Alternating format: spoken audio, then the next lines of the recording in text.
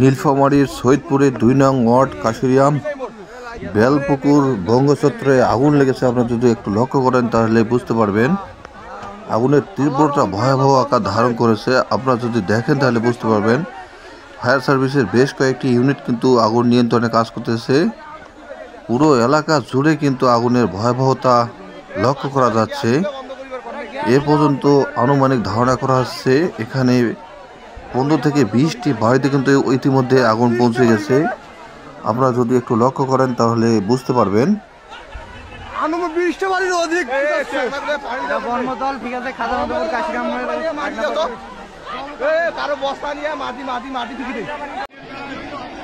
সন্ধ্যা থেকে কিন্তু এই ধাও ধাও করে আগুন জ্বলছে। আপনারা যদি দেখেন তাহলে বুঝতে পারবেন পুরো এলাকা কিন্তু একটু ঘনবসতি এলাকা।